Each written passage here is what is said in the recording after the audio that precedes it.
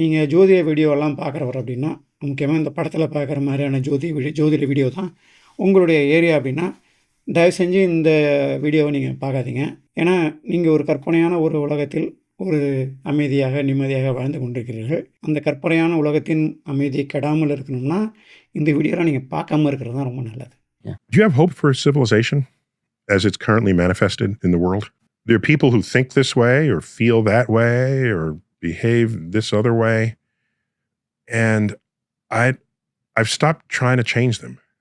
What I try to do is offer a way of looking at the world that maybe they'll take, maybe they won't. Maybe as an educator, it's my job to make this as tasty as possible. இதில் ஆகமங்களுடைய 3 செயல்பாடுகளை சொல்ல விரும்புகிறேன். 1, ஆகமங்கள் அருவ தெய்வத்தை திருப்பி உருவமாக மாற்றக்கூடிய ஒரு ப்ராசஸில் இருக்குது. அப்ஸ்ட்ராக்ட் காடை உருவ வழிபாட்டுக்குள்ள உருவங்களாக மாற்றக்கூடியது அதனுடைய மேஜர் ஃபங்க்ஷனிங். இப்போ எது வேதம் செஞ்சுதோ அதுக்கு நேரெதிர்.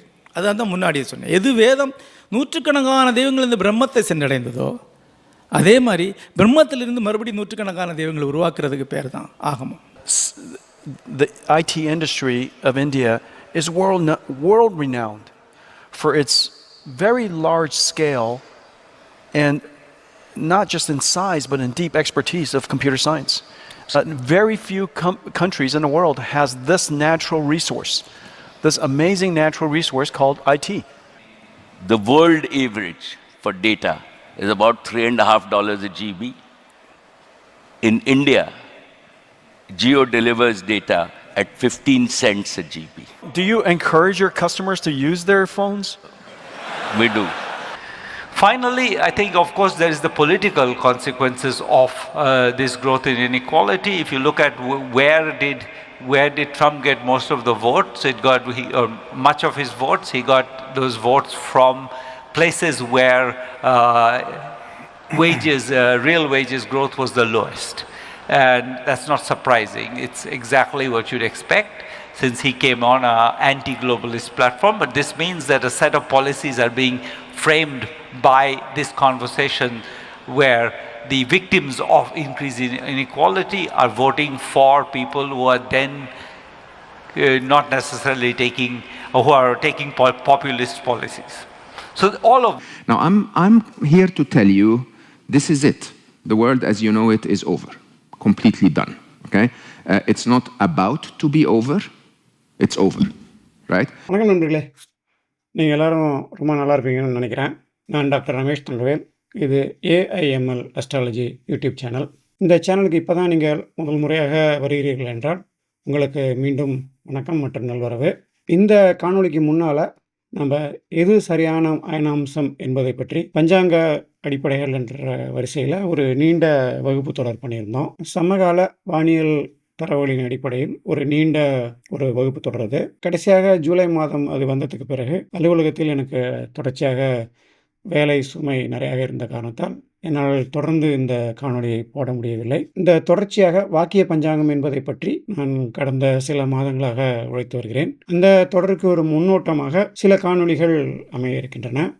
இந்த ஜோதிடம் என்று வந்துவிட்டாலே அதன் ஊடாக கடவுள் மற்றும் காலம் என்ற கணிதம் எல்லாம் வருவதை பார்க்கிறோம். இந்திய ஜோதிடம் என்று வந்துவிட்டாலே அதில் சிருஷ்டி, காலம், கடவுள் போன்ற பல விஷயங்கள் உள்ளே வருவதை பார்க்கிறோம். பொதுவாக ஜோதிடத்தில் காலம் என்பது ஒரு மிக முக்கியமான கூறாக பயன்படுத்தப்படுகிறது. அதன் அடிப்படையில் தான் எல்லா காலக்கணிதமும் அமைகின்றன. எனவே இந்த காலக்கணிதம் பற்றி நாம் மேற்கொண்டு தொடர்வதற்கு முன்னாக இதுவரை மனித குலம் நடந்து வந்த பாதையை பற்றி, அதில் என்னென்ன விஷயங்கள் எந்தெந்த காலத்தில் நிகழ்ந்தன, ஜோதிடம் என்பது மனித குல அறிவில் எந்த காலத்தில் பொருந்தி வருகிறது என்பதை பற்றியெல்லாம் இன்றைக்கு உங்களோடு ஒரு சிறு தொடர் மூலமாக பகிர்ந்து கொள்ளலாம் என்று நான் நினைக்கிறேன். இதுவரைக்கும் நம்ம சேனல்ல வந்த எல்லா காணொளிகளை விடவும் இந்த வீடியோ என்பது சற்று பொதுவானது. தமிழ் பரப்பில் அறிவியல் சார்ந்து இயங்குகின்ற ஒவ்வொருவரும் கண்டிப்பாக பார்க்க வேண்டிய காணொளி அப்படின்னு நான் அதை சொல்லுவேன். பொதுவாக எந்த ஒரு பொருளை நாம் பார்ப்பதாக இருந்தாலும் அதை ஒரு சரியான தூரத்தில் வைத்து பார்க்கும்பொழுதுதான் அந்த பொருளினுடைய சரியான அளவும் மற்றும் அதனுடைய பிரம்மாண்டமும் நுணுக்கமும் நமக்கு தெரியும். உதாரணத்துக்கு இப்போ நீங்கள் ஒரு 4K டிவியில் ஒரு படத்தை பார்க்கும் பொழுது அந்த டிவிக்கு ஒரு 4 முதல் 6 அடி தூரத்தில் இருந்து உட்காந்து பார்த்தீங்கன்னா தான் அந்த 4Kவோட ரெசல்யூஷன் பூரா உங்களால் பார்க்க முடியும். அதே மாதிரி நீங்கள் ஒரு மலையை ரசிக்க வேண்டும் அல்லது ஒரு கடலை ரசிக்கணும் அப்படின்னு போய் பார்த்தீங்கன்னா அந்த கடலையும் மலையையும் விட்டு தள்ளி நின்று பார்க்கும்பொழுது தான் அந்த முழு அழகும் அதனுடைய பிரம்மாண்டமும் நம்மளால் உள்வாங்க முடியும் இல்லையா? இப்போ நீங்கள் ஒரு ஓவியத்தின் உள்ளே ஒரு கூறாக இருந்து கொண்டு அந்த முழு ஓவியத்தை பற்றிய புரிதலும் உங்களுக்கு இருக்காது இல்லையா? நீங்கள் ஒரு ஓவியத்தை ரசிப்பதற்கே அதை விட்டு தள்ளி நின்று பார்க்க வேண்டும் அப்படிங்கிறது இருக்கும் பொழுது எந்த விஷயத்தை பற்றி புரிஞ்சுக்கணும்னாலும் அதை விட்டு தள்ளி நின்று பார்க்கும் பொழுது நமக்கு ஒரு தொகுத்த பார்வை என்பது கிடைக்கும். இந்த ஸ்டெப் பேக், அதாவது ஜூம் அவுட் அப்படிங்கிறது வாழ்க்கையில் எல்லா விஷயங்கள்லையுமே ரொம்ப முக்கியம். இந்த காணொளியில் அது போன்ற ஒரு முயற்சியைத்தான் நாம் பண்ண போகிறோம். இந்த பஞ்சாங்கம் பற்றி சில அடிப்படைகளான காலக்கணிதங்கள் என்று வரும்பொழுது அதில் யுகங்கள் என்ற ஒரு விஷயம் மிகவும் பிரதானமாக சொல்லப்படுகிறது. இப்பொழுதைக்கு நாம் கலியுகத்தில் இருப்பதாக இந்த பஞ்சாங்கம் என்பது குறிப்பிடுகிறது. அதற்கு முன்னால் 3 யுகங்கள் வேறு வேறு கால அளவை கொண்டவைகளாக இருந்திருக்கின்றன. இப்போ அந்த யுகங்களை கொண்டு வந்து நீங்கள் மனிதகுல வரலாறோடு பொருத்தி பார்த்தீங்கன்னா பல இடங்களில் அது சமகால அறிவியலோடு பொருத்தமற்றதாக இருப்பதை நாம் பார்க்கிறோம். அப்படின்னா அந்த பஞ்சாங்கங்கள் என்பவை அடிப்படையில் தவறா அல்லது அதை நாம் தவறாக புரிந்து கொண்டிருக்கின்றோமா? அந்த யுகங்கள் என்பது சொல்கின்ற விஷயம் எது அப்படிங்கிறத பற்றி ஒரு பெரிய கேள்வி நமக்கு முன்னால் இருக்கிறது. இப்போ நீங்கள் இந்திய ஜோதிடத்தை பார்த்தீர்கள் என்றால் அது சிவன் பார்வதிக்கு சொன்னதாக ஒரு பரவலான ஒரு நம்பிக்கை இருக்கிறது. சில நூல்களிலும் அது பற்றி குறிப்பிடப்பட்டிருக்கிறது. அப்போது சிவன் பார்வதிக்கு சொன்னது என்றால் சிவன் அப்படிங்கிறது யார்? எப்போது பார்வதிக்கு சொன்னார் அப்படிங்கிற கேள்வி இயல்பான ஒரு கேள்வியாக இருக்கிறது. கல் தோன்றி மண் தோன்றா காலத்தே வாளோடு முன் தோன்றிய மூத்த குடி தமிழ்குடி அப்படின்னு ஒரு பரவலான பெருமிதம் தமிழ் பேசும் மக்களிடம் இருக்கிறத பார்க்குறோம். தமிழை இகழ்ந்தவனை தாய் தடுத்தாலும் விடேன் அப்படிங்கிற வீரவசனமும் நம்முடைய புழக்கத்தில் இருக்கிறது. வேற எந்த மொழி பேசுகின்ற மக்கள் கூட்டத்தை விடவும் தமிழ் மொழியில் அலாதியான பிடிப்பும் ஒரு வகையான வெறித்தனமான ஒரு பிடிப்பும் நமக்கு இருக்கிறது நம்ம பார்க்குறோம். இன்றைக்கு மக்களை பிரித்து ஆளும் ஒரு முக்கிய கருவியாக மொழி என்பது பிரயோகப்படுத்தப்படுகிறது. இந்தி தெரியாது போடா அப்படிங்கிறது ஒரு எப்பொழுதும் தமிழ்நாட்டில் ட்ரெண்ட் அடிக்கிற ஒரு ஹேஷ்டேக். வடநாட்டை சேர்ந்த ஒரு தலைவர் வந்தால் இதை ஒன்று போட்டுட்ருவாங்க நம்ம ஆளுங்க. மொழி அப்படிங்கிறத தாண்டி திராவிடர்கள், தமிழர்கள், தமிழ் தேசியம், ஆரியர்கள், பிராமணர்கள் அப்படின்னு மக்களை துண்டு துண்டாக பிளவுபடுத்தி அதன் மூலம் அரசியலில் குளிர் காய்கின்ற ஒரு நிலைமை தான் நாம் இன்னைக்கு இந்தியாவில் பரவலாக பார்க்கிறோம். இதுவே நீங்கள் வடக்க போனீங்க அப்படின்னா மொழி என்பதை தாண்டி இந்துக்கள், முஸ்லீம்கள் என்பது போல இந்த நீட்சி இருக்கிறது. இதுவே நீங்கள் கிறிஸ்டியானிட்டி பரவலாக உள்ள பல தேசங்களில் மேலை தேசங்களில் பார்த்தீங்கன்னா மக்கள் கிறிஸ்டியானிட்டி என்பதை விட்டு தள்ளி பல வருடங்கள் ஆகிறது. கடவுள் என்ற நம்பிக்கை பெருமளவில் புழக்கத்தில் இன்றைக்கு மேற்கத்திய நாடுகளில் கிடையாது. இப்போ இதுவே நீங்கள் இந்திய வரலாற்றில் எடுத்து பார்த்தீங்கன்னா வர்ணம் அல்லது வர்ணாசிரமம் என்ற ஒரு விஷயம் பல காலமாக இருந்திருக்கிறது. இந்த வர்ணாசிரமம் என்பது ஆரம்ப காலத்தில் ஒருவர் தான் மேற்கொண்ட தொழிலின் பாதை அல்லது எந்த வழியில் அவர் தன்னுடைய வாழ்க்கையை அமைத்துக் கொள்ள விரும்புகிறார் என்பதை தாண்டி பல நூற்றாண்டுகளாகவே அது பிறப்பின் மூலம் அடையாளம் காணப்படுகின்ற ஒரு விஷயமாக மாறியிருந்து அதில் நாம் இப்பொழுது வாழ்ந்து கொண்டிருக்கிறோம். என் ஜாதி பெரியதா, உன் ஜாதி பெரியதா, யாருக்கு எவ்வளவு இடஒதுக்கீடு, யாருக்கு எவ்வளவு இடஒதுக்கீடு கொடுத்தா ஓட்டு கிடைக்கும் என்பது போல நிலவுகின்ற சமுதாய மற்றும் அரசியல் காலகட்டத்தில் இந்திய நாடும் நாகரிகமும் சிக்கி சின்னாபின்னம் ஆகி கொண்டிருக்கிறத நம்ம பார்க்குறோம். சமூக ஊடகங்கள் என்னவே வந்த பிறகு எல்லா மனிதர்களும் மிக எளிதாக தூண்டிவிடப்படுபவர்களாக, எளிதில் வளைக்கப்படக்கூடியவர்களாக நாம் சுருங்கியிருப்பதை நாம் பார்க்கிறோம். இதுவே நீங்கள் இன்னும் கொஞ்சம் காலம் கழித்து செயற்கை பொது நுண்ணறிவு என்ற தொழில்நுட்பம் வளர்ந்து இன்னைக்கு 3 to 5 வருடங்கள் ஆவதற்குள் இந்தியாவில் இன்றைக்கு ஐடி துறையில் இருக்கின்ற 90% மேலான இளைஞர்களுக்கு வேலை வாய்ப்பு என்பது இருக்கப் போகிறதா என்பது ஒரு பெரிய கேள்வியாக இருக்கிறது. இந்தியா என்பது ஒரு மிகப்பெரிய அளவிலான சிவில் வார் அல்லது பொதுமக்கள் போராட்டத்தை நோக்கி நகர்ந்து கொண்டிருக்கிறது. ஆனால் இதை பற்றியெல்லாம் எந்த ஒரு பிரங்கையும் இல்லாமல் இன்றைக்கு இருக்கின்ற அரசியல் தலைவர்களும் இளைஞர்களும் இன்றைக்கு தங்களுடைய நேரத்தையும் செயல்படும் காலத்தையும் தொலைத்து கொண்டிருக்கிறார்கள். முதலாளித்துவம் என்பது மனித குல பொருளாதார வளர்ச்சிக்கு மிகவும் முக்கியமானது அப்படிங்கிற ஒரு தத்துவத்தை கடந்த சில நூற்றாண்டுகளாக முன்னெடுத்து வந்திருக்கின்ற மனித குலமானது தனிப்பட்ட முறையில் சிலரின் வளர்ச்சியை தாண்டி ஒரு பெரும் அழிவின் விளிம்பில் இன்றைய உலகத்தை கொண்டு நிறுத்தியிருக்கிறத நம்ம பார்க்கணும். இன்னைக்கு பார்த்தீங்கன்னா, சமகாலத்தில் உலகத்தின் பெரும்பான்மையான சொத்துக்கள் அனைத்துமே மிக குறுகிய சதவீதத்தை கொண்ட மக்களிடம் சென்று குவிந்திருப்பதை நாம் பார்க்கிறோம். கேபிட்டலிசம், சோஷியலிசம், டெமோக்ரசி இது 3மே இந்த இருப்பவர்களுக்கும் இல்லாதவர்களுக்கும் இடைப்பட்ட இடைவெளியை அதிகமாகத்தான் ஆக்கியிருக்கின்றன. இன்றைக்கு இருப்பவர்களிடமும் இல்லாதவர்களிடமும் இருக்கின்ற இடைவெளியானது ஆகாயத்துக்கும் மடுவுக்குமான தூரமாக இருக்கிறது. இன்னமும் 2 வேளை உணவு, அதாவது ஒரு பட்டினி இல்லாத ஒரு வாழ்க்கை என்று சொல்லக்கூடிய அளவுக்கு 2 வேளை உணவு கூட இல்லாத இருக்கின்ற நபர்கள் கிட்டத்தட்ட 9% அதிகமாக இருக்கிறார்கள். இந்த உலகத்தில் இருக்கின்ற 25% மேலான மக்களுக்கு குடிப்பதற்கு பாதுகாப்பான குடிநீர் இன்னமும் கிடைப்பது கிடையாது.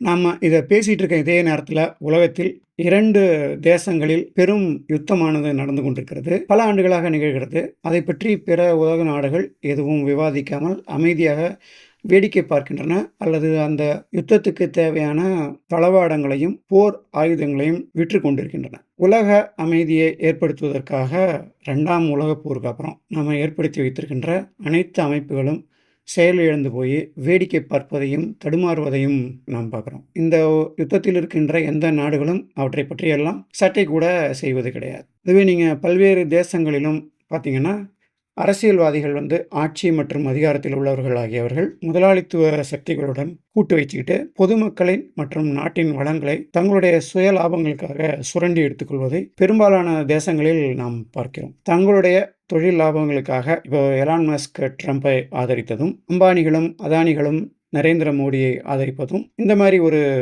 வகையில் தான் வரும். உலகம் பூரா இன்றைக்கு வலுத்தவன் வைத்ததே சட்டம் என்பதாகத்தான் இருக்கிறது. பல்வேறு தேசங்களிலும் அரசியல் சாசனங்கள், மனிதர்களின் நாகரிக விழுமியங்கள் ஆகியவை தொடர்ச்சியாக கேள்விக்கு உள்ளாக்கப்பட்டு கொண்டே வருகின்றன. பழைய ஏற்பாடுகளாக இருக்கிற எதுவுமே நமக்கு போதுமானதாக இல்லை. சட்ட புத்தகங்கள் எல்லா தேசங்களிலும் தடித்து கொண்டே போகின்றன. இதுவே மக்கள் தொகை அதிகமாக இருக்கின்ற இந்திய தேசத்தில் சட்டத்துறை எனது வழக்குகளை முடித்து வைக்க முடியாமல் நீண்ட காலம் எடுப்பதை நாம் பார்க்கிறோம். மனிதகுலம் மொத்தமாக எடுத்துக்கிட்டோம் அப்படின்னா நம்ம ஒரு 8.4 பில்லியன் மக்கள் இருக்கிறோம். ஆனால் ஒரு வருடத்தில் நாம் கொன்று குவிக்கின்ற பிற உயிர்களின் எண்ணிக்கையானது கிட்டத்தட்ட 73 பில்லியன் என்ற அளவில் இன்றைக்கு இருக்கிறது. இந்த உலகத்தில் 87 லட்சம் தனித்துவமான உயிர்கள் இருக்கின்றன. அதாவது நீங்கள் மரங்கள், பறவைகள் மற்றும் விலங்குகள் என்று எடுத்துக்கொண்டால் அந்த அளவு இருக்கின்றன. அதில் வருடந்தோறும் 10,000 முதல் 1 லட்சம் வரையிலான உயிரினங்கள், தனித்துவமான உயிரினங்கள் மொத்தமாக பூமியிலிருந்து சுத்தமாக அழிக்கப்படுகின்றன. இது ஒரு மாபெரும் மரபணு சொத்து. இந்த ஒவ்வொரு உயிரினமும் பரிணாம வளர்ச்சியில் கிட்டத்தட்ட எந்த அளவுக்கு மனிதனுடைய மரபணு பழையதோ அதே அளவுக்கு இந்த பிற உயிரினங்களின் மரபணுக்களும் அதே அளவுக்கு பழமையானவை. இந்த மரபணு இழப்பு என்பது திரும்ப நம்மளால் ஒரு உயிரை கூட உருவாக்க முடியாது. ஒரு பெரிய இழப்பை நாம் இங்கே சந்தித்து கொண்டிருக்கிறோம். இந்த அழிவுக்கு மிகவும் முக்கியமான காரணம் என்பது மனித குலமாகவே இருக்கிறது. சாதாரணமாக நிகழ்கின்ற ஒரு மரபணு இழப்பை விட 100 முதல் 1000 மடங்கு மரபணு இழப்பு என்பது இன்றைக்கு நிகழ்ந்து கொண்டிருக்கிறது. இது இந்த மாதிரி இருக்கும்பொழுது இந்த லட்சணத்தில் நாம் பூமி என்பதை தாண்டி நம்ம செவ்வாய் கிரகத்தை போய் ஆக்கிரமிப்பு செய்ய போகிறோம் அப்படின்னு இந்த உலகின் பெரும் பணக்காரர்கள் கிளம்பி இருப்பதையும் நாம் பார்க்குறோம். பூமியில் இருக்கிற எல்லா உயிரினங்களையும் காலம் காலமாக நாம் சூறையாடி கொண்டிருக்கும் இந்த காலத்தில் நாம் யார், எங்கே இருந்து வந்தோம், இங்கே இப்போ என்ன பண்ணிகிட்டு இருக்கிறோம், இனிமேல் என்ன பண்ண போகிறோம், நம்முடைய குலத்தின் மற்றும் நம்மை சார்ந்து வாழ்கின்ற எல்லா உயிர்களின் தொகுத்த எதிர்காலமானது என்ன மாதிரி இருக்க போகுது அப்படிங்கிற பற்றிய கேள்விகள் சொந்தமாக சிந்திக்க தெரிந்த எல்லா மனிதர்களுக்கும் காலம் காலமாக தங்களுடைய வாழ்க்கையில் ஒரு தடவையாவது வந்துட்டு போயிருக்கோம். தனிப்பட்ட மனிதர்களுக்கும் சமூகத்திற்கும் மற்றும் மதங்களுக்கும் இந்த கேள்வி ரொம்ப முக்கியமான கேள்வியாகும் நண்பர்களே. நீங்கள் எந்த ஒரு மதத்தை எடுத்துக்கொண்டாலும், எந்த ஒரு தத்துவத்தை எடுத்துக்கொண்டாலும், இந்த உலகமானது எவ்வாறு படைக்கப்பட்டது, நாம் எவ்வாறு உருவானோம் அப்படிங்கிற பற்றிய சிருஷ்டியை பற்றிய கேள்வி என்பது ஒரு முக்கியமான கேள்வியாகும். இந்த கேள்விக்கு ஒரு திருப்தியான பதிலை அளிக்காமல் எந்த மதமும் தன்னுடைய வளர்ச்சியை செய்ய இயலாது. எந்த ஒரு தத்துவமும் இந்த முதல் கேள்விக்கு பதிலளித்து விட்டு தான் மேற்கொண்டு செல்ல இயலும். இப்போ மனுஷங்களை எடுத்து பார்த்தோம்னா 2 விஷயங்கள் நம்மளால் எடுத்துக்கவே முடியாது. அதில் முதல் விஷயம் ஏதாவது ஒன்றை பற்றி நமக்கு எதுவும் தெரியாதுன்னு யாராவது சொல்லிட்டாங்கன்னா அதை எடுத்துக்க முடியாது நம்மளால். 2வது, நம்ம ஏதோ ஒரு விஷயத்தில் நம்ம ஏதாவது ஒரு விஷயம் தெரிஞ்ச மாதிரி நம்ம காட்டிக்கும் பொழுது அதை விட சிறந்த புரிதல், அதை விட சிறந்த விளக்கம் கொண்டவர்களால் நம்மளுடைய விளக்கமானது நிராகரிக்கப்படுவது. காலம் காலமாக எடுத்து பார்த்தோம்னா மனித குலத்தின் அறிவை முன்னெடுத்து செல்வதில் இந்த விளக்கங்களும் அதன் நிராகரிப்புகளும் முக்கிய பங்கை ஆற்றியிருக்கின்றன. நம்ம எந்த ஒரு காலத்தை எடுத்து பார்த்தாலும் அந்த காலத்தில் சரியான புரிதலாக தெரிகின்ற ஒரு விஷயம் காலம் கழிந்து பார்க்கும் பொழுது அவ்வளவு சிறப்பான புரிதலாக இருந்திருக்கவில்லை. நம்முடைய பழைய கால புரிதலின் அடிப்படையில் நாம் ஏற்படுத்தி வைக்கின்ற பல ஏற்பாடுகள் பிற்காலத்தில் பார்க்கும் பொழுது நம்முடைய வளர்ச்சிக்கு தடையாக இருப்பதை நாம் பார்க்கிறோம். அப்படி பார்த்தோம்னா இதுவரைக்கும் மனிதன் கண்டுபிடித்த எந்த விஷயத்தை எடுத்து பார்த்தாலும் அதை பற்றிய மனித குலத்தின் எல்லா புரிதலுமே அரைகுறை அப்படின்னு நம்ம ஒரு வார்த்தையில் சொல்லிடலாம் நண்பர்களே. உண்மையிலேயே மனுஷனுக்கு சுத்தமாக முழுதாக தெரிந்த விஷயங்கள் என்பவை இந்த உலகத்தின் அளவையும் அதில் உள்ள விஷயங்களையும் பார்க்கும் பொழுது ரொம்ப ரொம்ப குறைச்சல் தான். அப்படி இருந்தாலுமே நமக்கு தெரியாத எல்லா விஷயங்களையும் நம்ம கற்பனைகள் அல்லது தத்துவங்கள் என்பது போன்ற விஷயங்களை போட்டு நிரப்பி ஒரு பெரிய புள்ளிகளால் ஆன கோலத்தை கற்பனையாக நம்முடைய சிந்தனையில் வளர்த்து வச்சிருக்கிறோம். ஒவ்வொரு குழுவுமே அல்லது ஒவ்வொரு இனமுமே தான் நினைப்பது தான் சரி அல்லது தனக்குத்தான் எல்லாம் தெரியும் என்ற அடிப்படையில் தங்களுடைய கற்பனைகளை மற்றும் வியாக்கியானங்களை காலம் காலமாக அவங்களுடைய சந்ததிகளுக்கும் கடத்தி அவங்களையும் அந்த கோட்பாடுகளில் கட்டுப்படுத்தி வச்சிருக்கிறத நம்ம பார்க்குறோம். உங்களை சுற்றி என்றைக்காவது இயற்கையில் இருக்கிற எந்த ஒரு உயிரினத்தையோ அல்லது பொருளையோ பாருங்கள். அது எல்லாமே தனித்து இயங்குவதையும் தங்களுக்குள் ஒன்றோடு ஒன்று தொடர்பு பட்டு இயங்குவதையும் நீங்கள் பார்த்தீங்க அப்படின்னா ஒரு ரொம்ப அழகாக அவை இணைந்து செயல்படுவதை நம்ம பார்க்கலாம். ஒவ்வொரு உயிரினமும் ஏதோ ஒரு உயிரினத்தை சார்ந்து வாழ்வதாகவோ அல்லது ஏதோ ஒரு உயிரினத்துக்கு தன்னாலான ஒரு பங்களிப்பை கொடுப்பதாகவோ இருப்பதை மட்டும்தான் நம்ம பார்க்குறோம். எல்லா உயிரினங்களும் தங்களுக்குள் ஒன்றோடொன்று இயல்பாக அழகாக பொருந்தி போகின்றன மற்றும் தொகுத்து பார்க்கும் பொழுது மாபெரும் அழகோடும் சொல்ல முடியாத விளக்க முடியாத ஒரு கட்டுமான அழகோடும் விளங்குகின்றன. இந்த இயற்கையின் பல படைப்புகள் என்பவை ஒரு ஒழுங்கில் அடங்குகின்ற கணித சமன்பாடுகள் எல்லைகளுக்கு அப்பால் இருப்பதாக பார்க்குறோம். அவை யாவுமே நம்முடைய சிந்தனைகள் மற்றும் விளக்கங்களுக்குள் முழுமையாக அடங்குவதில்லை. உதாரணமாக ஒரு கூட்டமாக பறக்கின்ற சில பறவைகளை எடுத்து பார்த்தோம் என்றால் அவை வானத்தில் போடுகின்ற கோலங்களை விளக்குவதற்கு இன்றைக்கு நம்மிடம் கணித சமன்பாடுகள் கிடையாது.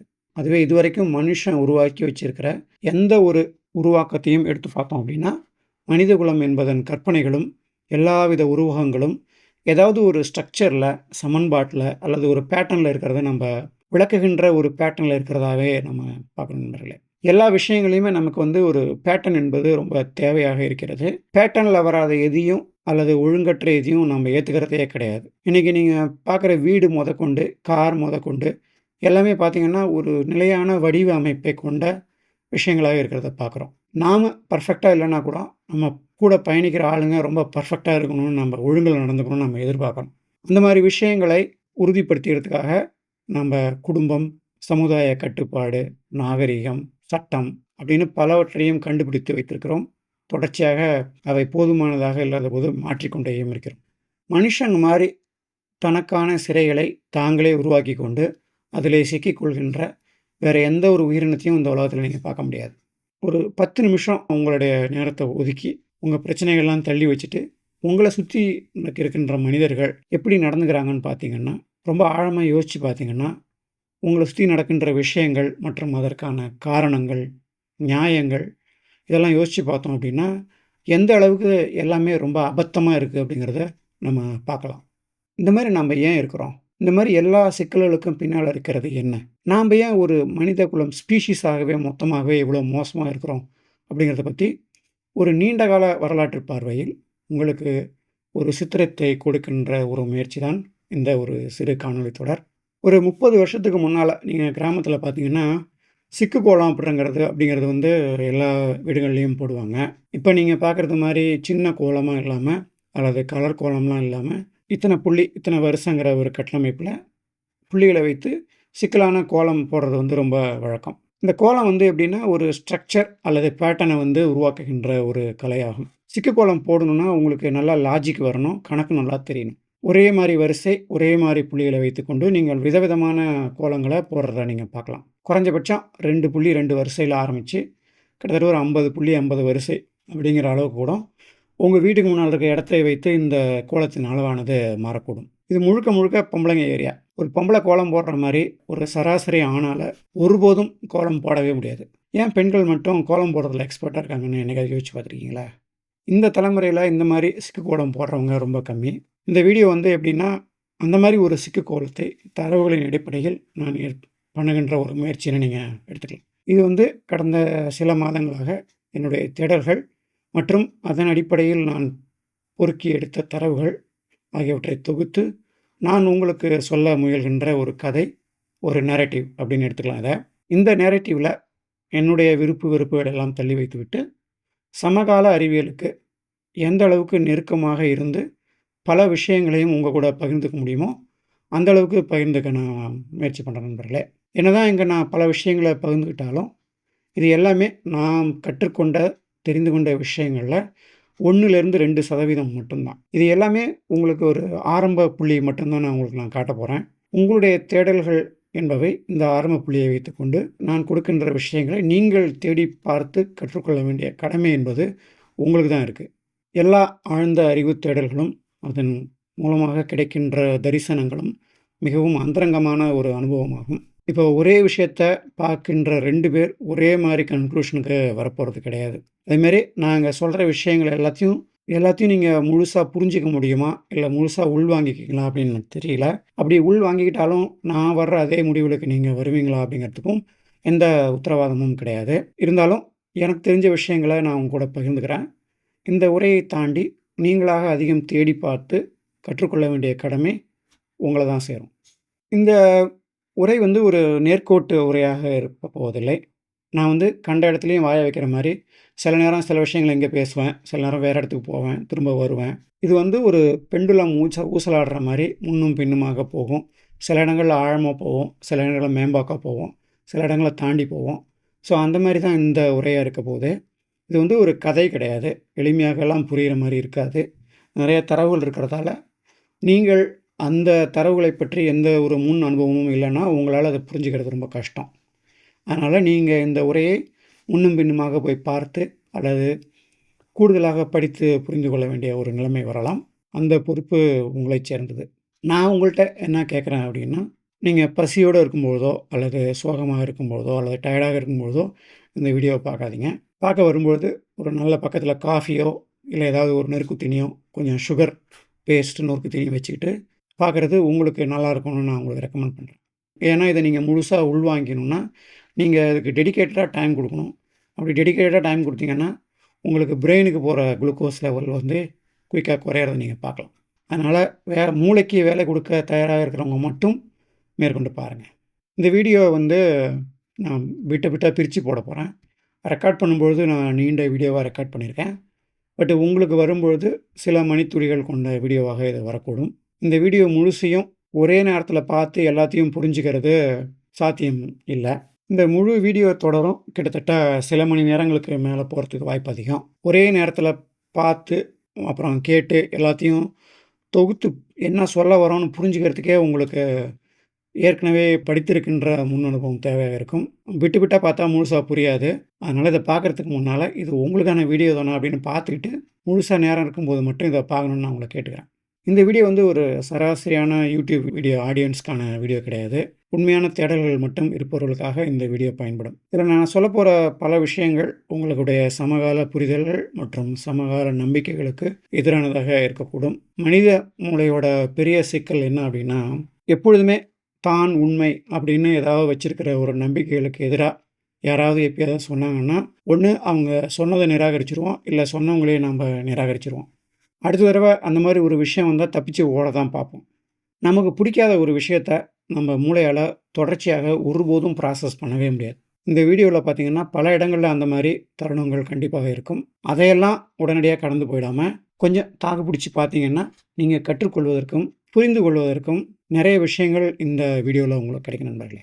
இந்த வீடியோ வந்து ஒரு தடவை காதில் வாங்கி உடனே புரிஞ்சுக்கிற மாதிரிலாம் இருக்காது. அதேமாதிரி முழுசாக எல்லாத்தையுமே ஒரே மூச்சில் பார்த்து புரிஞ்சுக்கிறதாகவும் இருக்காது. பல தடவை நீங்கள் நிறுத்தி பார்த்து முன்னும் பெண்ணும் போய் பார்த்து புரிஞ்சுக்கிற மாதிரி தான் இது இருக்க போகுது.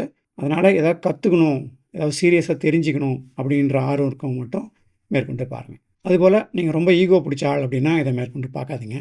ஏன்னா இதை பார்த்து முடிக்கும் பொழுது உங்களுடைய ஈகோ எல்லாமே சுக்குநூறாக நொறுங்கி போகிறத நீங்கள் பார்க்க போகிறீங்க. அதுவும் இல்லாமல் இந்த வீடியோ முழுக்கவே ஒரு கலவையான உணர்ச்சிகள் கொப்பளிக்கின்ற ஒரு வீடியோவாக தான் இருக்க போகுது. ரொம்ப ரொமான்டிக்காலாம் இருக்காது. பல இடங்களில் குற்ற உணர்ச்சி, சோகம் இது எல்லாமே கலந்து வர்ற மாதிரி தான் இருக்கும் இந்த வீடியோ. அதுக்கெல்லாம் தயாராக இருந்தால் மட்டும் உள்ள வாங்க நண்பர்களே. ரொம்ப முக்கியமாக நீங்கள் ஜோதிட வீடியோவெல்லாம் பார்க்குறவர் அப்படின்னா, முக்கியமாக இந்த படத்தில் பார்க்குற மாதிரியான ஜோதிட வீடியோ தான் உங்களுடைய ஏரியா அப்படின்னா, தயவு செஞ்சு இந்த வீடியோவை நீங்கள் பார்க்காதீங்க. ஏன்னா நீங்கள் ஒரு கற்பனையான ஒரு உலகத்தில் ஒரு அமைதியாக நிம்மதியாக வாழ்ந்து கொண்டிருக்கிறீர்கள். அந்த கற்பனையான உலகத்தின் அமைதியை கெடாமல் இருக்கணும்னா இந்த வீடியோலாம் நீங்கள் பார்க்காம இருக்கிறது தான் ரொம்ப நல்லது. இவ்வளோ சொன்னதுக்கு அப்புறமும் உங்களுக்கு எதாவது கற்றுக்கணும்னு தோணுச்சுன்னா வாங்க பார்க்கலாம். இந்த உரை முழுக்க திரும்ப திரும்ப ஒரு அடிநாதமாக விளங்கப் போகின்ற ஒரு வாசகம் அப்படின்னா, நம்முடைய கணியன் பூங்குன்றனார் அவர்கள் சொன்ன யாதும் ஊரே யாவரும் கேளிர் அப்படிங்கிற ஒரு வாசகமாகும். இப்படி ஒரு வாழ்வாங்கு வாழ்கின்ற வாசகத்தை சொல்கின்ற தகுதி என்பது ஒரு ஜோதிடருக்கு மட்டும்தான் இருக்கிறது. இந்த பாடலின் இறுதி வரிகள் என்பவை யாரும் உயர்ந்தவர்கள் கிடையாது, யாரும் தாழ்ந்தவர்கள் என்பவரும் கிடையாது அப்படிங்கிற மாதிரி போய் முடியும். அந்த வரிகள் என்பது மனித குலத்தின் உச்சபட்ச நாகரிகம் என்று நீங்கள் அந்த வரிகளை சொல்லலாம். இன்னைக்கு இருக்கின்ற பல குருமார்களும் அத்தனைக்கும் ஆசைப்படு, கதவை திற காற்று வரட்டும், உலகத்திலேயே நீதான் ரொம்ப தனித்துவமானவன், மேன்மையானவன், உன் இனம்தான் மேன்மையானது அப்படின்னு அவங்களும் சமகாலத்தில் கூவி கூவி வித்துட்டு இருக்கிற காலத்தில் இந்த பூங்குன்றன் என்ற ஒரு கிழவர் ஏன் இப்படி ஒரு பாட்டை எழுதி வச்சுட்டு போகணும்? அவர் அந்த மாதிரி எது சொல்ல வச்சுருக்கோம் அப்படின்னு நினைக்காத யோசிச்சு பார்த்துருக்கீங்களா? இப்போ நம்ம ஏதாவது ஒரு பயணம் மேற்கொள்கிறோம் என்றால், எந்த பயணத்தில் இருந்தாலும் முதல்ல ஒரு தொடக்கம் என்பது இருக்க வேண்டும். அப்புறம் நாம் சென்று சேர்கின்ற ஒரு பாதை, அப்புறம் நாம் சென்று சேர வேண்டிய இடம் என்று ஒன்று இருக்கும், அப்புறம் அது போக வேண்டிய பாதை என்று ஒன்று இருக்கும். இப்போ இந்த தொடக்கமும் முடிவும் தெரியல அப்படின்னா நம்ம எந்த திசையில் சரியான திசையில் பயணிக்கிறோம் அப்படிங்கிறது நமக்கு தெரியாது. தொடக்கம் தெரியாமல் முடிவை நோக்கி பயணிப்பது என்பது சாத்தியமில்லை.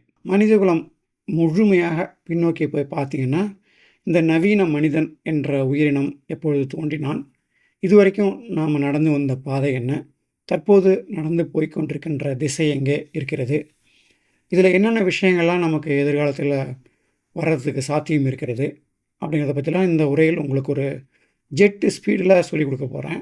இந்த உரை முழுக்க முழுக்க என்னுடைய பார்வையில் தரவுகளின் அடிப்படையில் நான் உங்களுக்கு சொல்ல போகின்ற ஒரு நேரேட்டிவ் நண்பர்களே.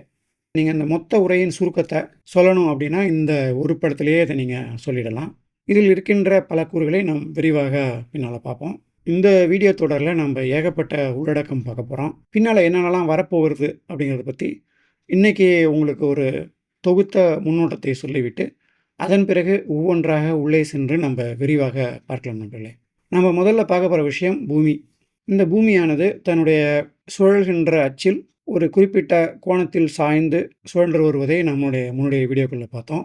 அந்த சாய்வு கோணம் என்பது தொடர்ச்சியாக மாறிக்கொண்டே இருக்கிறது அப்படிங்கிறதையும் நம்ம பார்த்துருக்கோம். அந்த சாய்வு கோணம் என்பது மனித குலத்தின் பரிணாம வளர்ச்சியில் எந்த அளவுக்கு பாதித்திருக்கிறது அப்படிங்கிறத பற்றி பார்க்க போகிறோம்.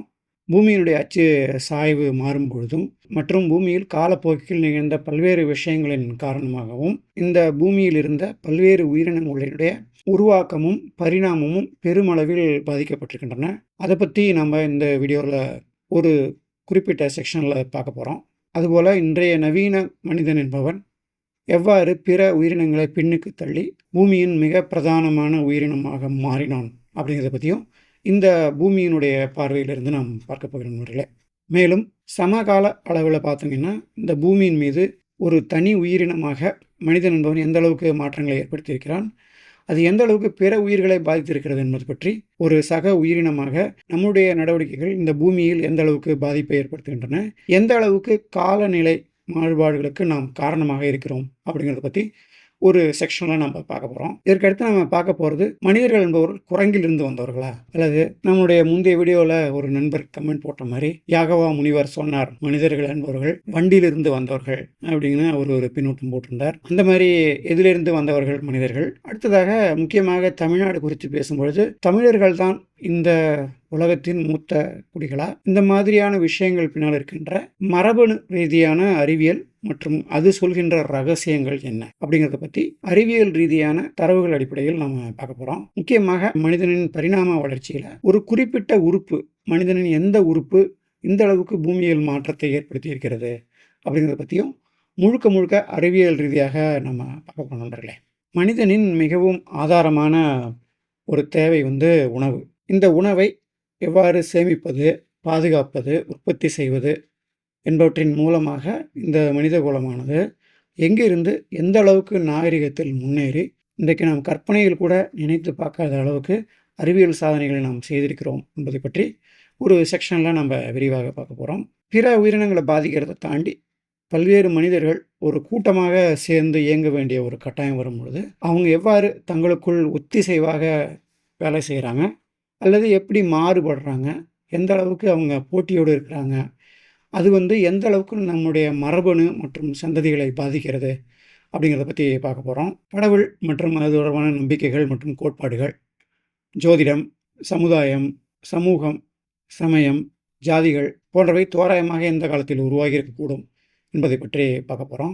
இதற்கு அடுத்து எதிர்காலம் என்று வரும்பொழுது இன்றைக்கு செயற்கை நுண்ணறிவு என்பது ChatGPT என்பது ஒரு சமீப காலத்து அதிகபட்ச தொழில்நுட்ப புரட்சி என்று நாம் சொல்லலாம். இதன் தொடர்ச்சியாக வரப்போகின்ற சில விஷயங்கள் இந்த எதிர்காலத்தில் மனித குலத்தின் இருப்பையே எந்த அளவுக்கு கேள்விக்குறியாக மாற்றப்போகிறது மற்றும் நமக்கு முன்னால் இருக்கின்ற எதிர்கால சிக்கல்கள், உடனடியான எதிர்கால சிக்கல்கள் என்ன அப்படிங்கிறத பற்றி உங்க கூட பகிர்ந்துக்கலாம்னு நினைக்கிறேன் நண்பர்களே. இதுதான் நம்ம பார்க்க போகிற விஷயங்களுக்கு ஒரு மொத்தமான ஒரு அவுட்லைன்.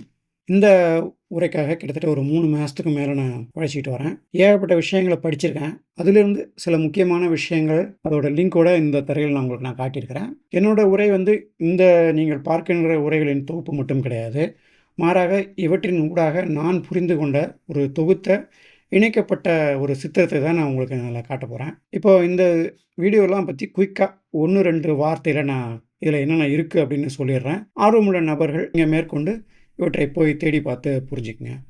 இந்த திரையில் பார்க்கின்ற ஒரு புத்தகம் Sapiens a brief history of mankind, Yuval Noah Harari என்ற இஸ்ரேலிய நாட்டைச் சேர்ந்த ஒரு புரொஃபஸர் எழுதின இந்த புத்தகம் உலக அளவில் அதிகமாக விற்பனையாகின்ற ஒரு புத்தகம். இந்த புத்தகம் பற்றி தமிழில் இருக்கின்ற ஒரு உரையானது இந்த திரையில் மேலே எடுத்து நான் காட்டியிருக்கிறேன். சேப்பியன்ஸ் இதுதான் உனது வரலாறு அப்படின்னு இந்த சேனலில் இந்த ஒரு உரை இருக்கிறது. இந்த உரை வந்து ரொம்ப ஒரு டிஸ்டர்பிங்கான ஒரு உரை. இந்த உரை வந்து ஒரு நெகட்டிவ் டோன் அதிகம் இருக்கின்ற ஒரு உரை. இதை முழுசாக கேட்டிங்கன்னா லாஜிக்கலாக இப்படி வந்து ஒரு பாயிண்ட்லேருந்து இன்னொரு பாயிண்ட்டுக்கு நம்ம நகர்ந்து வந்திருக்கோம் அப்படிங்கிறதுக்கு இந்த உரையில் சொல்லியிருப்பாங்க. இதுக்கு அடுத்து இந்த ஒன்றெனவும் பலவெனவும் என்று என்னுடைய ஆசான் திரு ஜெயமோகன் அவர்கள் உரை ஒன்று 2 பாகங்களை கொண்ட உரை. இதில் நான் முதல் பாகத்தில் லிங்க் மட்டும் நான் காட்டியிருக்கிறேன். இந்த உரை எதை பற்றியது என்றால், இப்பொழுது கடவுள் என்பவர் ஒருவராக இருந்தால் அவருடைய பல்வேறு வடிவங்கள் என்ன, அதாவது நம்ம வேதம் என்பது கடவுளை ஒருவராக சொல்லும் பொழுது, ஆலயங்கள் என்று வரும்பொழுது அது பலவித உருவங்களாக நம்முடைய கடவுள் இருப்பதை பார்க்கிறோம். இந்த பயணம், இந்த தொடர்ச்சி எவ்வாறு நிகழ்ந்தது, இந்திய ஞான மரபில் இந்த ஒன்றும் பலதுமான ஒரு உருவகங்கள் எவ்வாறு முக்கியத்துவம் வாய்ந்தவை என்பதை பற்றி, வேதம் மற்றும் ஆகமங்கள் ஆகியவற்றுக்கு இடையிலான பயணம் என்ன என்பதை பற்றி இது ஒரு மிகவும் சுவாரஸ்யமான ஒரு உரையாகும். இதையும் நீங்கள் போய் பார்க்கலாம். இதற்கு அடுத்து நீங்கள் வலது பக்கத்தில் பார்ப்பது லாஸ்ட் ஹியூமன் ஸ்டாண்டிங் என்று டேவிட் ரெக் அப்படிங்கிற ஒரு மரபணு ஆராய்ச்சியாளர் பேசிய ஒரு உரை. இந்த உரையும் ஒரு முக்கியமான உரை அப்படின்னு நான் சொல்லுவேன். கிட்டத்தட்ட 2 மணி நேரம் உள்ள உரை, ஆங்கிலத்தில் உள்ள உரை. அதுக்கு கீழே பார்த்தீங்கன்னா சிச்சுவேஷனல் அவேர்னஸ் என்று இன்றைக்கு ஏஐ சார்ந்த தொழில்நுட்பம் எந்த மாதிரி விஷயங்கள் வரப்போகிறது என்பதை பற்றி இந்த உரை உங்களுக்கு பல விஷயங்களை உங்களுக்கு கொடுக்கக்கூடும். அப்படியே நீங்கள் இடது பக்கம் வந்து பார்த்தீங்கன்னா மோ கவுரெட் அப்படிங்கிறவர் வந்து ஆர்டிஃபிஷியல் இன்டெலிஜென்ஸ் என்பது எந்த மாதிரி விஷயங்களில் விளைவுகளை ஏற்படுத்தப் போகிறது என்பதை பற்றி அவருடைய உரைகள் யூடியூபில் பரவலாக கிடைக்கும். அதிலிருந்து ஒரு முக்கியமான உரையை உங்களுக்கு நான் இங்கே காட்டியிருக்கிறேன். இதுக்கு அடுத்து நீங்கள் பார்ப்பது ஜென்சன் யுவான் என்ற என்விடியாவுடைய நிறுவனருடைய ஒரு உரையாடல். அதாவது எப்படி ஏஐனுடைய பயன்பாடு மின்சார உற்பத்தியில் எந்த அளவுக்கு பாதிப்பை ஏற்படுத்தப் போகிறது அப்படின்னு அவருடைய உரையாடல் ஒன்று இருக்கிறது. அடுத்து கீழே காட்டப்பட்டுள்ள இந்த படம் வந்து சமீபமாக நடந்த ஒரு நிகழ்ச்சியில் இந்த என்விடியாவுடைய நிறுவனர் தொழிலதிபர் முகேஷ் அம்பானி அவர்களுடன் நிகழ்த்திய ஒரு உரையாடல். 2 பிஸ்னஸ்மேன் பேசிக்கிட்டா எப்படி பேசிக்குவாங்க அப்படிங்கிறத பற்றி பல விஷயங்கள் இதில் சுவாரஸ்யமான விஷயங்கள் நீங்கள் பார்க்கலாம். இதற்கு அடுத்து நீங்கள் கீழே பார்ப்பது வந்து இந்த உரையாடலில் மொழியானது எவ்வாறு உருவானது, மனித குலத்தில் எவ்வாறு எப்போது மொழி என்பது முதலானதாக உருவானது என்பதை பற்றிய ஒரு உரை. அதற்கு அடுத்து இங்கே நீங்கள் பார்ப்பது எவ்வாறு நாம் ஒரு சிற்றினம் மட்டுமாக மனிதன் என்பவன் இருக்கிறான், மற்றவர்களுக்கெல்லாம் என்ன ஆனது என்பதை பற்றிய ஒரு உரையாகும். அடுத்து நீங்கள் பார்க்குறது இந்த மெஷின் லேர்னிங் ரெவல்யூஷன் என்ற ஒரு உரை. இதில் சில எக்ஸ்பர்ட்களுடன் ஒரு உரையாடல் நிகழ்த்தப்படுகிறது.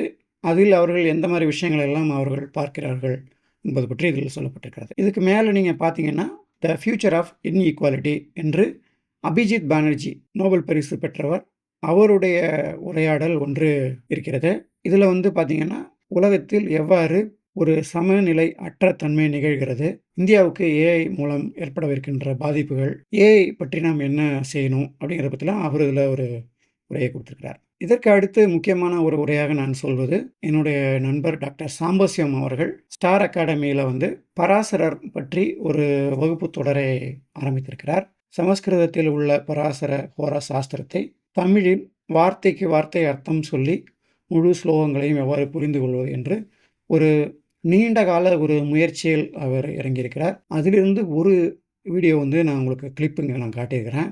இந்த வீடியோவில் பார்த்தீங்கன்னா இந்த உலகமானது எவ்வாறு உருவாக்கப்பட்டது, அதில் உருவாக்கும் பொழுது எந்தெந்த சக்திகள் அதில் இருந்தன, ஆக்கல் அழித்தல், எவ்வாறு ஒரே கடவுள் வேறு வேறு ரூபங்களை எடுத்து இந்த சிருஷ்டிக்கு உதவினார் என்பது பற்றி ஒரு நீண்ட ஒரு பார்வையை டாக்டர் சாம்பசிவம் அவர்கள் ஜோதிடத்தின் அடிப்படையில் முன்வைக்கிறார்.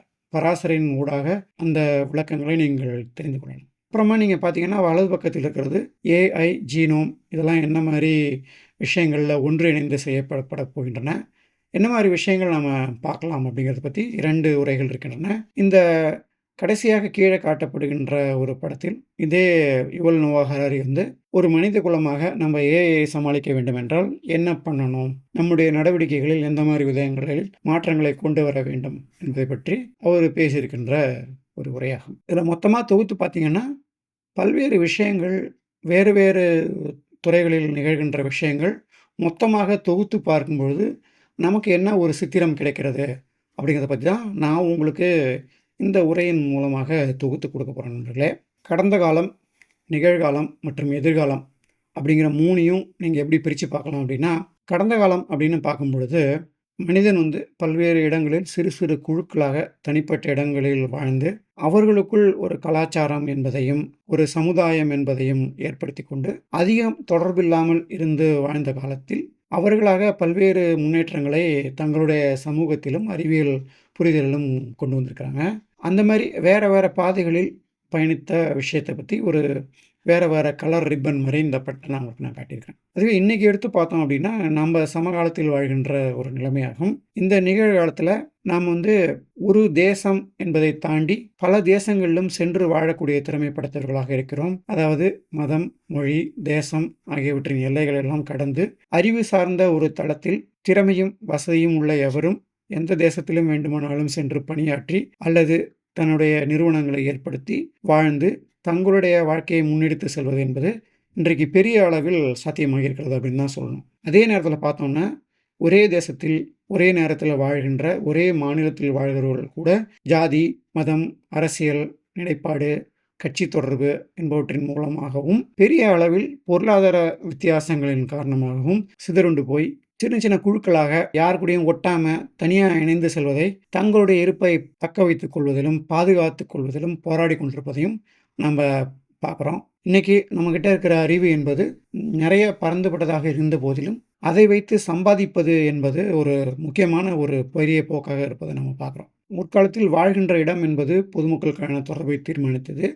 இன்றைக்கி அந்த நிலையை தாண்டி பொருளாதார நிலை, தகவல் தொழில்நுட்பம் ஆகியவை வேறு வேறு இடங்களில் இருக்கின்ற மனிதர்களை இணைப்பதை நாம் பார்க்கிறோம். இந்த உலகத்தை ஆள்கின்ற அறிவு அப்படிங்கிறது தனிப்பட்ட நபர்களின் சொத்தாக சிறு சிறு அறிவு துகள்களாக வேறு வேறு இடங்களில் இருக்கிறது தான் இந்த படத்தில் நான் காட்டியிருக்கேன்.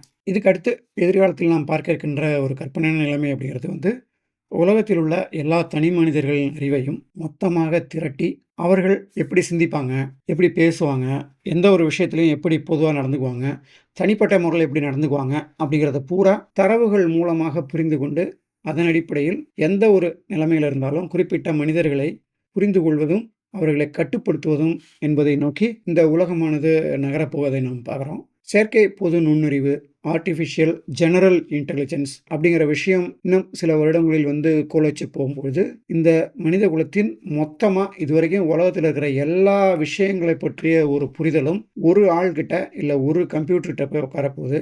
அந்த மாதிரி ஒரு சுச்சுவேஷன் வரும்பொழுது அது மனிதருடைய வளர்ச்சிக்கா அல்லது அழிவு பாதைக்கா எங்கே கூட்டிகிட்டு போகுது அப்படிங்கிறத பற்றி 3வது ஒரு படம் காட்டியிருக்கிறேன். அதாவது இதுவரைக்கும் இருக்கின்ற தனிப்பட்ட அறிவு என்பது எல்லாமே தொகுத்து திரண்டு ஒருவர் கையில் சென்று இருக்க போகின்ற நிலைமை. இதை பற்றிலாம் பின்னால் விரிவாக பார்ப்போம். இப்போதைக்கு இது ஒரு சின்ன முன்னோட்டம் மட்டும்தான். நண்பர்களே, இது வரைக்கும் நீங்கள் பார்த்தது எல்லாமே ஒரு சின்ன வார்ம் அப் தான். இதுக்கப்புறம் தான் நம்ம உள்ளார போய் ஒன்று ஒன்றா இந்த விஷயங்களை பற்றி மிகவும் விரிவாக பார்க்க போகிறோம். இது வரைக்கும் நீங்கள் பார்த்தது ஒரு வார்ம் அப். இப்போ தான் நம்ம டீட்டெயிலாக என்னென்ன பார்க்க போகிறோங்கிறத பற்றி பேச போகிறோம். பூமியின் பருவநிலையை கட்டுப்படுத்துவதில் 16 விஷயங்கள் முக்கியமான காரணிகளாக சொல்லப்படுகின்றன. அவற்றில் மிகவும் பிரதானமானது அமேசான் காடுகளாகும். இன்றைக்கு பூமியின் மொத்த பருவநிலையை கட்டுப்படுத்தக்கூடிய அமேசான் காடுகள் எந்த நிலைமையில் இருக்குது, அது எந்த மாதிரி விஷயங்களில் நம்முடைய சமகால இயற்கையை பாதிக்கிறது அப்படிங்கிறத பற்றி பார்க்க போகிறோம். இதுக்கடுத்து நம்ம இந்த படத்தில் பார்க்குற 2 உயிரினங்கள் வந்து இடது பக்கத்தில் இருக்கிறது வந்து போனபோ அப்படிங்கிற ஒரு குரங்கு, 2வது வந்து சிம்பன்சி குரங்கு. இது 2ம் ஒரே குடும்பத்தை சேர்ந்தவை. 2க்கும் இடையில் மரபணு வித்தியாசங்கிறது ரொம்ப கம்மி தான். நீங்கள் இந்த சிம்பன்சி குரங்கு வந்து நம்ம ஊரில் சில மிருக காட்சிகளில் பார்த்துருப்பீங்க. போனபோ குரங்கு வந்து எப்படின்னா, அது ஒரு மன்மத குரங்கு. பொது வெளியில் மிருக காட்சி சாலைகளில் சின்ன பசங்கள்லாம் வந்து போகிற இடத்துல நிற்க முடியாத அளவுக்கு சேட்டை பண்ணுற குரங்கு. இது 2மே பரிணாம வளர்ச்சி அப்படின்னு எடுத்துக்கிட்டோம்னா, மனிதனுக்கு முந்தைய ஏற்பட்ட ஒரு கிளை பிரியுதுன்னா, நம்ம ஒரு பாதை வந்திருக்கிறோம், நமக்கு முந்தைய கிளை வந்து இவங்க 2ம் அப்படின்னு சொல்லலாம். இது வந்து மனிதனுடைய பரிணாம வளர்ச்சியில் நமக்கு முன்னாடி இருக்கிற ஒரு பக்கத்து கிளை அப்படின்னு நம்ம அதை எடுத்துக்கலாம். வேறு ஸ்பீஷீஸ், இந்த ஸ்பீஷீஸ்னால் என்ன, அதனுடைய இம்பார்ட்டன்ஸ்லாம் என்ன அப்படிங்கிறத பற்றி நம்ம வரப்போகிற உரையில் பார்ப்போம். இதுக்கு அடுத்து நம்ம பார்க்க இருக்கிறது வந்து நமக்கு முன்னால் இந்த பூமியில் ஆட்சி செய்த மற்றும் மனித குலத்தின் நெருங்கிய சகோதர உறவுகள் ஆக இருந்த ஒரு 3 ஸ்பீஷீஸ் பற்றி நம்ம பார்க்க போகிறோம். ஹோமோசேப்பியன்ஸ் என்ற நவீன மனித குலமானது தன்னுடைய பரிணாம வளர்ச்சியில் எந்தவித படிநிலைகளை கடந்து வந்திருக்கிறது, அதில் எந்த விஷயங்களை புதிதாக நாம் காலப்போக்கில் பெற்றுக்கொண்டிருக்கிறோம் அப்படிங்கிறத பற்றி பார்க்க போகிறோம். இந்த படத்தில் நீங்கள் மேலே பார்க்குறது, இடது பக்கத்தில் பார்ப்பது வந்து ஹோமோ எரெக்டஸ் அப்படிங்கிற ஒரு ஸ்பீஷீஸ்.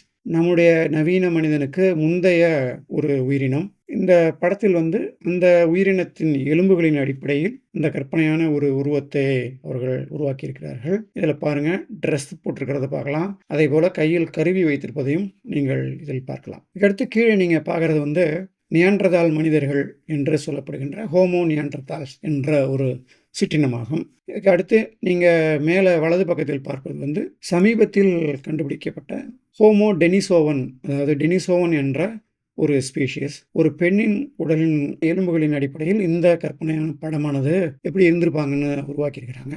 இதுக்கடுத்து இந்த கீழே வலது பக்கத்தில் நீங்கள் பார்க்குறது வந்து ஹோமோ ஃப்ளோரசியன்ஸ் அப்படிங்கிற ஒரு ஸ்பீஷீஸ். ஹாபிட் அப்படின்னு சொல்லுவாங்க, குள்ளமான மனிதர்கள். இந்தோனேஷியா காடுகளில் இந்த ஸ்பீஷீஸோட எலும்புகள் வந்து கண்டுபிடிக்கப்பட்டிருக்கின்றன. இவை எல்லாமே ஒரே நேரத்தில் இந்த பூமியில் வாழ்ந்த மனித குலம் சார்ந்த உயிரினங்களாகும். இதை பற்றிலாம் விரிவாக பார்ப்போம்.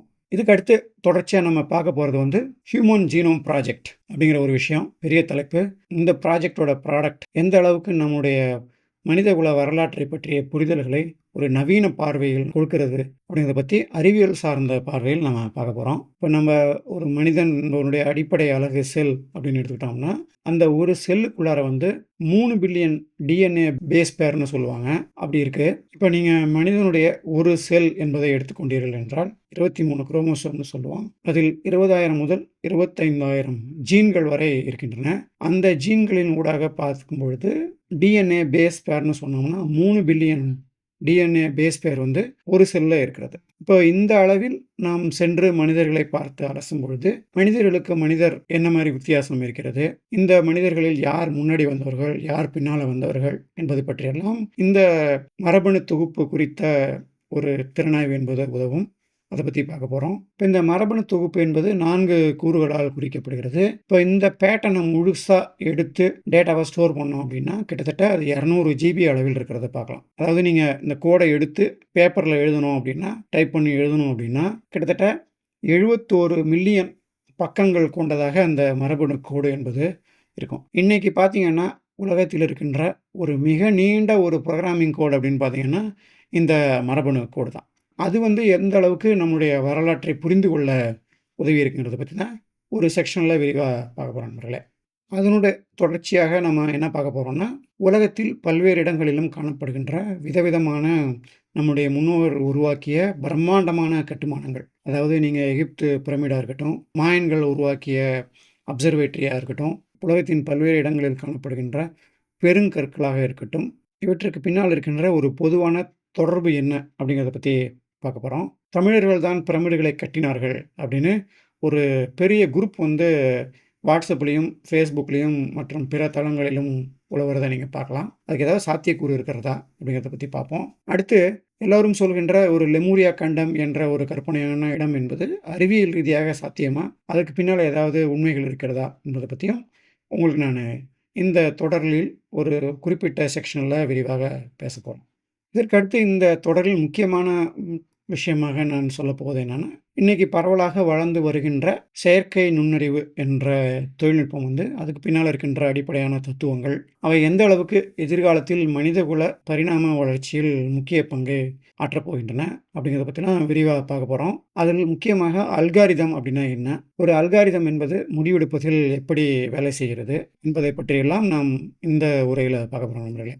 அடுத்து இந்த படத்தில் நீங்கள் பார்க்குறது வந்து பிளாக்வெல் அப்படிங்கிறது ஒரு NVIDIAவோட லேட்டஸ்ட்டு ப்ராசஸர். இன்றைக்கு கம்ப்யூட்டர் துறையில் மிக அதிகபட்ச விளைபொருளாக இந்த ப்ராசஸரை சொல்கிறாங்க. இதை வாங்குறதுக்கு உலக அளவில் பெரும் போட்டி பணக்காரர்கள் அளவில் நிலவுகிறது. செயற்கை நுண்ணறிவு துறையில் இது எந்த அளவுக்கு ஒரு பெரிய அசுரத்தனமான வளர்ச்சியை கொண்டு வரப்போகிறது அப்படிங்கிறத பற்றிலாம் நாம் பார்க்க போகிறோம்.